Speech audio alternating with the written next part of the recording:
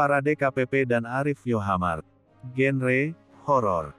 Judul, Goodbye. Penulis, Teddy Rinaldi. Bab 5. 1040 kata. Maxine melangkah dengan berbekal senter. Jam tangan pun dilirik olehnya dan waktu menunjukkan pukul 1. Sosok tersebut masih di pepohonan dan terus menyerukan bahasa Jepang yang tak dipahaminya. Sosok itu mengikuti Maxine perlahan. Jika langkahnya terhenti, maka arwah berwajah pucat tersebut melakukan hal serupa. Saat wanita berkawat gigi tengah menoleh, maka sebuah lambaian dilihatnya. "What do you want?" teriak Maxine dengan suara parau. 1. Sosok itu tersenyum manis. 2. Maxine kalang kabut melihat arwah itu terus bergelantungan. Jantungnya memompa dengan cepat dan membuat nyali menciut. Saat melanjutkan langkah, arwah itu kembali melayang mengikutinya dari udara. "Help me!" Maxine berulang kali berteriak, tetapi semua seolah-olah tiada guna. 3. Usai melangkah cukup jauh, Maxine terhenti sejenak. Saat menoleh, arwah itu tak tampak lagi di belakangnya. Napasnya terengah dan wanita itu berusaha menstabilkan kembali paru-parunya. 4. Maxine menengadah, sosok itu tepat berada di atas dengan kepala terbalik. Bola mata arwah itu menatap tajam, diiringi tetesan darah di leher. Sontak hal itu membuat wanita yang tergabung dalam tim pemburu hantu menjerit. Maxine membungkuk, kemudian meminta sosok pucat itu supaya pergi dari hadapannya. Bibirnya berucap seakan-akan tanpa jeda. Seluruh tubuhnya bergetar menahan rasa takut yang menjelma. Beberapa detik kemudian, Maxine kembali membuka matanya. Mulutnya menganga diiringi keringat membasahi punggung. Perlahan, wanita itu mengitari kondisi sekitar. Senter yang sempat terjatuh pun diraih olehnya. Maxine terbelalak dengan deru napas yang begitu sesak. Bruk! Tubuhnya tersungkur ke tanah. Keningnya menghantam bebatuan, sehingga membuat kepala Maxine berputar-putar. Kacamata terjatuh dan pandangannya menjadi samar-samar. Jemarinya meraba supaya sepasang kaca yang berangka itu ditemukan. Lengan Maxine sejenak terhenti saat merasakan apa yang disentuh. Rasanya begitu dingin bagaikan es. Dengan hati-hati wanita itu meraba hingga menyentuh bagian ujungnya. Sela-sela yang tak sengaja dipegang olehnya. Maxine menelan ludah, kemudian menggeleng. Perlahan, wanita itu menengadah meskipun tahu jika tak dapat melihat apa yang ada di hadapannya. Belum sampai ke bagian atas, wanita itu menghentikan kepalanya. Pandangannya yang buram melihat sebuah kaki jenjang yang putih. Maxine terpejam, lalu memberanikan diri untuk menengadah. Sosok pucat itu berdiri tepat di hadapannya. Maxine berteriak, kemudian mundur perlahan. Arwah tersebut menyodorkan kedua lengan diiringi senyuman manis. Maxine tak dapat menemukan kacamatanya dan terus mundur. Tanpa pikir panjang, wanita itu bangkit kemudian berlari. Langkahnya terseok-seok ketika tersandung bebatuan yang menghadang. Maxine terlatih dan berusaha menyelamatkan diri meskipun berselimut kegelapan. Jatuh bangun secara terus-menerus membuatnya menyerah. Sementara arwah itu melayang perlahan menghantuinya. 5. Maxine mendengar setiap kata yang terucap, tetapi tidak memahami apa maksudnya. Wanita itu akhirnya duduk di tanah sambil menangis. Pandangan yang samar-samar membuatnya putus asa. Sosok itu tertangkap kedua mata Maxine masih berdiri di hadapannya. Kemudian, jemarinya meraba-raba tanah dan berharap menemukan sesuatu. "Ah!" pekiknya setelah tak sengaja menyentuh benda tajam. Maxine meraih benda tajam tersebut, sambil menerka-nerka apa yang digenggamnya. Wanita itu menebak bahwa pecahan beling tengah dipegang olehnya. "This is what you want. You want me to die, right?" seru Maxine. 6. Kala teror malam itu semakin mencekam, sehingga membuat Maxine tak tahan lagi. Ujung beling yang tajam pun didekatkan ke urat nadinya. "Mom, Dad, I'm sorry." 7.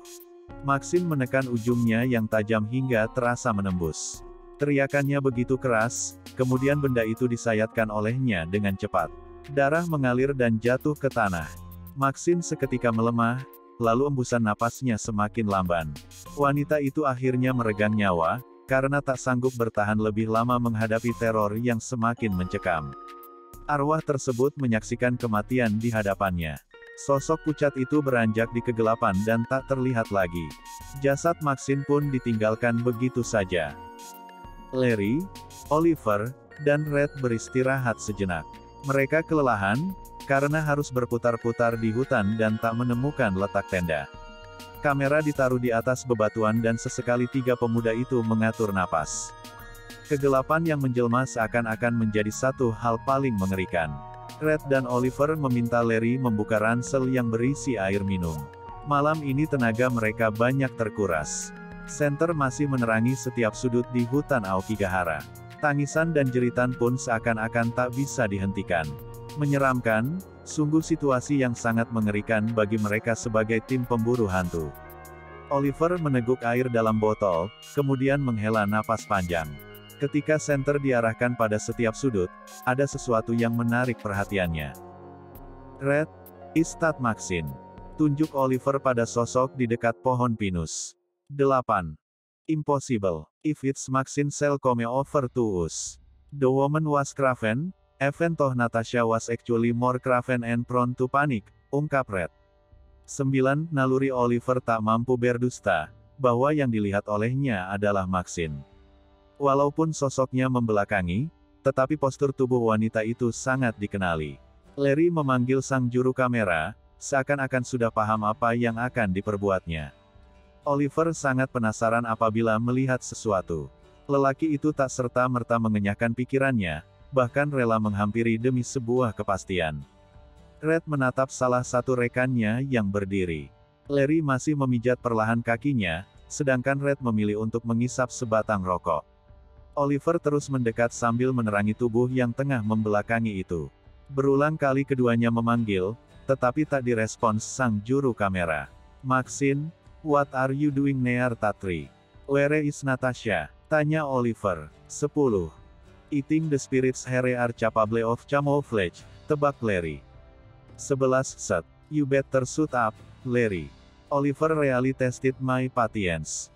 How could Maxine come here alone and leave Natasha? 12. Red berdiri dan menyusul Oliver yang sedang mengajak sosok itu berbincang. Pertanyaan sang juru kamera belum dijawab olehnya. Lengannya diangkat perlahan, karena ingin menyentuh tubuh tersebut.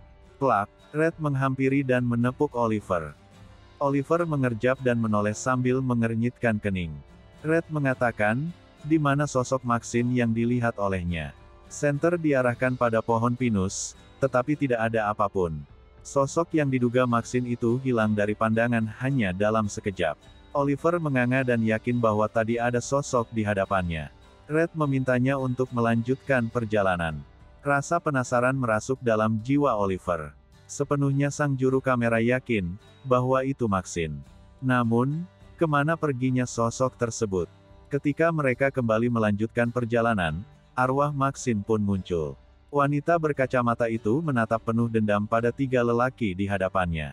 Setelah nyawanya melayang, dirinya tak ingin terjebak di sini tanpa teman. Jika Maxine mati, maka semua orang yang ikut bersamanya harus menemani dan menjadi penghuni baru di hutan Aokigahara. Bandung, tanggal 30 Maret tahun 2021. Footnote 1. Apa yang kamu inginkan? 2. Koko kara derarenai. Watashi to asoni kita kata gai, kamu tidak bisa keluar dari sini. Lebih baik ikut denganku. 3. Tolong aku. 4. Konnichiwa, halo. 5. Watashi wa anata ni ita, watashi to asoni kinasai. Sudah kukatakan, ikutlah denganku. 6. Inikah yang kamu inginkan? Kamu ingin aku matikan? 7. Ayah, ibu, maafkan aku. 8. Red, apakah itu Maxine? 9. Mustahil. Jika itu Maxine, dia akan mendatangi kita. Wanita itu penakut, padahal Natasha sebenarnya lebih penakut dan mudah panik. 10. Maxine, apa yang kamu lakukan di dekat pohon itu? Di mana Natasha? 11. Aku pikir roh-roh di sini mampu berkamuflase. 12. Lebih baik kamu tutup mulut, Larry. Oliver benar-benar menguji kesabaranku. Bagaimana Maxine bisa datang ke sini sendirian dan meninggalkan Natasha? Bersambung dulu ya, sahabat Arif Yohamart. Jangan lupa klik tombol like, komen dan subscribe. Terima kasih.